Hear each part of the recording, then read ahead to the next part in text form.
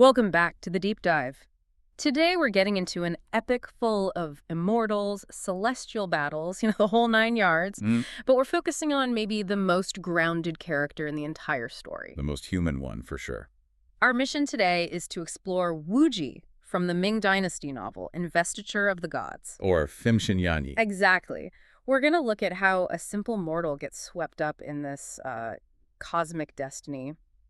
And maybe more importantly, how he succeeds where so many gods actually failed.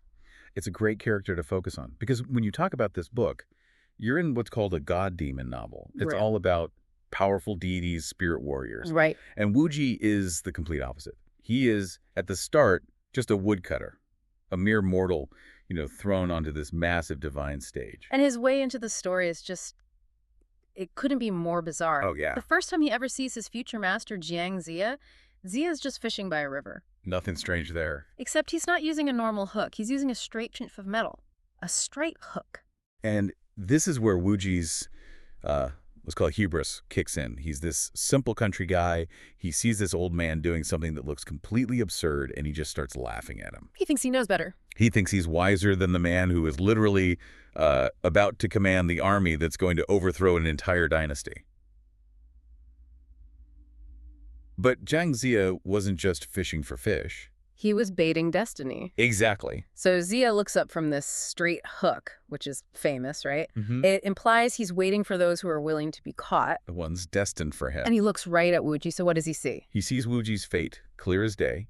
Ziya's a master diviner, so he looks at WuJi's, his aura, or his breath, and he just drops this bombshell of a prediction. Okay, what is He it? says, today you will enter this city and kill someone. Wow.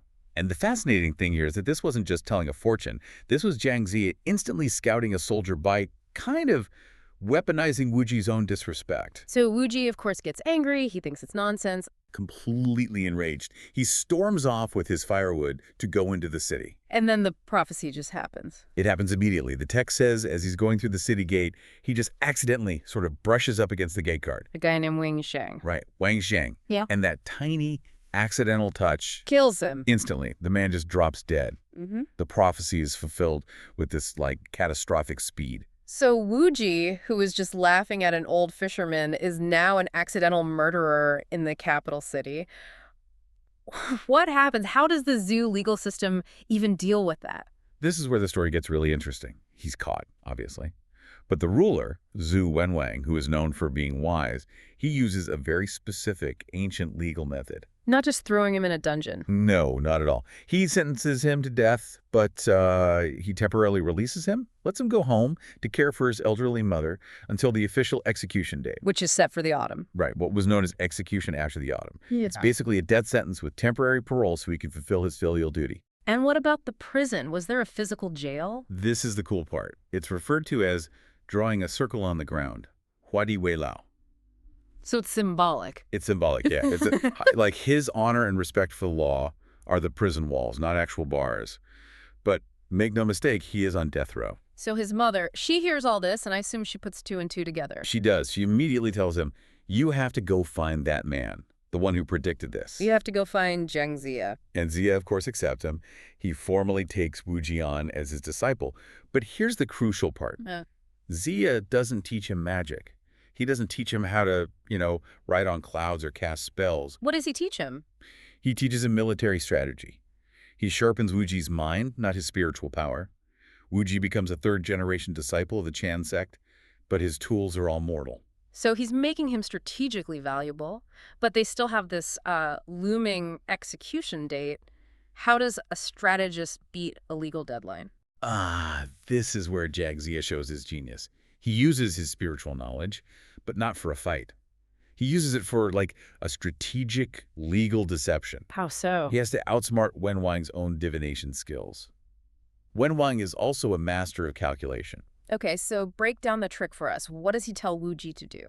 He tells him to dig a really deep pit.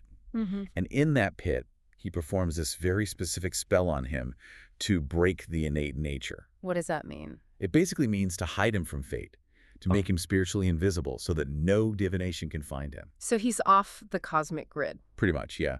So when the execution day arrives, Wenwan does what he always does. He performs his calculations to see what's going on. And he can't find WuJi. Can't find him anywhere Huh. because of the spell.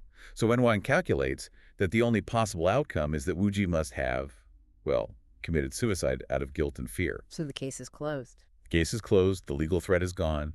WuJi is presumed dead, saved by a brilliant piece of divine bureaucracy hacking. That's incredible. So WuJi is now free. But how does a man who's supposed to be dead rejoin society and, become a soldier? He comes back publicly, and he's the one who serves as the bridge. He's instrumental in formally introducing Wenwan to Jiang Ziya. Sealing the alliance. Exactly. And for his trouble, for basically outsmarting fate, WuJi gets an immediate reward, a high rank. He's appointed the General of Martial Virtue. That title sounds pretty important. What does that actually mean on the battlefield? It's a real, functional military title. It confirms his new status. He becomes the vanguard of the right flank. He's one of the 4 main vanguards for the whole Zhou army. So he went from carrying firewood to leading a whole section of the army. It just shows how much Ziya valued his strategic mind. WuJi becomes this indispensable mortal asset in a war that's just full of gods. And he wasn't just a figurehead, he actually fought. Oh, he absolutely proved his worth. He was a key part of the whole campaign to overthrow King Zhou of Shang. What was his combat style? Classic cavalry. He rode a white horse, used a long spear, and he got real victories. He personally killed 2 enemy generals, Zhou Jiang and Sun He. Okay, so he could handle human opponents, but what about the supernatural stuff? That's what makes him so fascinating. His human skills worked against supernatural foes. What do you mean? The text says he plowed and hoed Yin Zhao. Yin Zhao was the Shang's eldest prince, right? A powerful, magical figure. A very powerful one. The phrasing suggests WuJi's tactics and pure martial skill could just neutralize or bog down an opponent who was relying on magic. So he could outfight them, not outmagic them. Exactly. And he gets a huge monster kill to his name.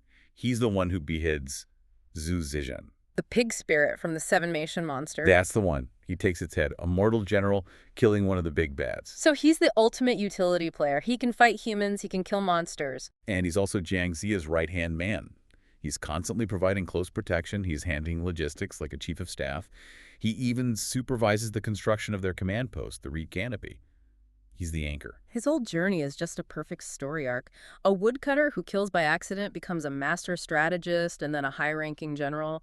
He was vital to the whole war effort. And that brings us to his final reward, which I think is the most telling part of his entire story. Because after the war, thousands of heroes and villains who died get placed on the Investiture of the Gods list. They become deities. Sometimes low-ranking ones, Yeah. stuck in celestial bureaucracy for eternity.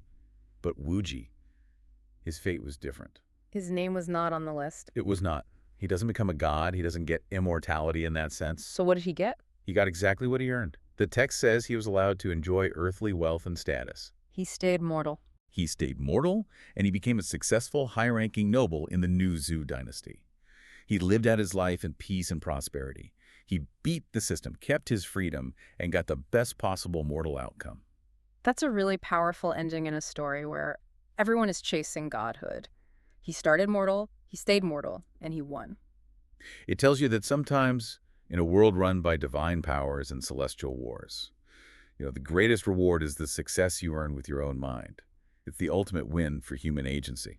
Which leaves us with a final thought for you to consider. If you had the choice, eternal life as, say, a low-ranking deity on that Fengshen list with all the rules and duties that entails, or a full life of earthly status, wealth, and freedom as General of Martial Virtue, completely outside the gods' jurisdiction, which would you choose? What does WuJi's final mortal victory tell us about the real value of human knowledge in a world dominated by the divine? We'll let you mull on that one.